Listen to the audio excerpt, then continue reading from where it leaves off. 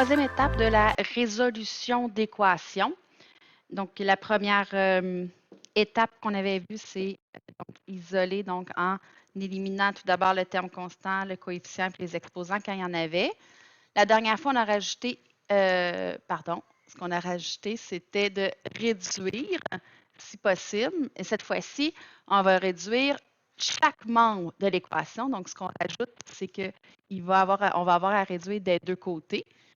Puis, on va aussi avoir à ajouter qu'on doit éliminer le plus petit des deux termes variables.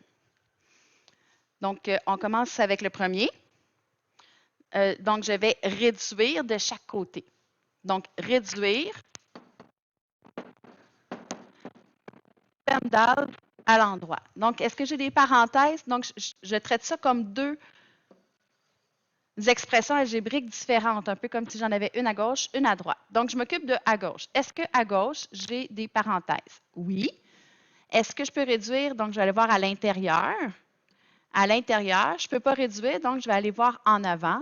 Je vais devoir distribuer mon x3 à chacun, puisque 3 qui est collé sur la parenthèse veut dire fois.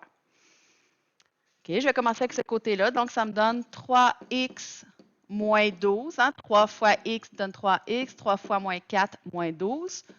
Et je réécris le reste. Égal. De l'autre côté, c'est un autre PEMDAS. Est-ce que j'ai une parenthèse à droite? Non. Un exposant? Non. Multiplication, division? Non. Addition, soustraction? Oui. Je peux regrouper les deux termes qui sont semblables, donc les termes variables. Et d'ailleurs, je vais les écrire au début. X moins 2x me donne moins 1x. Donc, j'écris juste moins x.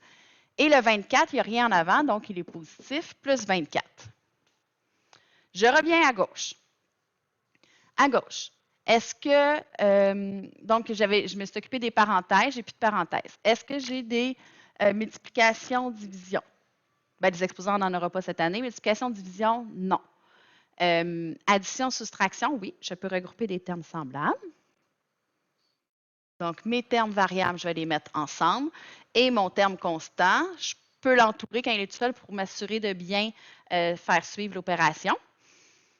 Donc, mes termes variables, 3x plus 2x me donne 5x et moins 12, moins 12. Égal. De l'autre côté, bien, pour l'instant, je ne pouvais plus réduire, donc je le retranscris. Je ne peux plus réduire à gauche puisque j'ai un terme variable, un terme constant. Je ne peux pas les additionner ou les soustraire. Un terme variable, un terme constant. Je ne peux pas les mettre ensemble. Donc, j'ai fini de réduire. Nous allons, donc cette fois-ci, la question c'est est-ce que j'ai des x de chaque côté? C'est ça qui est nouveau. Donc, j'ai des termes en x des deux côtés. Donc, avant de commencer à isoler la variable, je vais m'arranger pour qu'il y ait des x juste de un côté. Comment on fait ça? On va éliminer le plus petit des deux termes, idéalement. Sinon, c'est juste que ça va donner du négatif, dans le but de se retrouver avec des x juste d'un côté. Pour faire ça, c'est toujours une addition, une soustraction du terme variable le plus petit des deux. Fait que je les identifie, 5x et moins x. Moins x est le plus petit des deux. Je veux m'arranger pour plus en avoir de ce côté-là de x. Donc, pour que ça me donne 0, est-ce que je dois faire plus x ou moins x? Bien, j'ai déjà moins x pour que ça me donne 0. Il va falloir que je lui additionne plus x, puisque moins x plus x, ça s'annule. Ça va donner 0. Mais si à droite, j'additionne x, bien, il faut que je le fasse à gauche pour que ça reste égal. Donc, à gauche, je me retrouve avec 5x plus x, 6x, et mon moins 12 qui est toujours là. À droite, toujours avec le égal, il me reste 24, puisque mes x se sont annulés, c'est ce que je voulais. Donc, je me retrouve, comme au début, avec un terme variable, un terme constant, égal à un terme constant. Donc, je vais, ici, dans le fond, faire PEMDAS, mais à l'envers. Donc, je fais l'opération inverse dans l'ordre inverse. Donc, je vais éliminer le terme constant en premier pour que ça donne 0 moins 12, plus 12 va donner 0. Si je fais plus 12 à gauche, je le fais à droite. Ici, ça s'élimine. Il me reste 6x égale 24 plus 12, 36. Ensuite, je veux juste le x, donc il faut que j'élimine le 6 C'est une multiplication qui est entre les deux. Donc, l'opération inverse de fois 6, c'est divisé par 6. Si je le fais à gauche, je le fais à droite. X est égal à 36 divisé par 6. Pas 3 pantoutes, hein? Ça donne 6.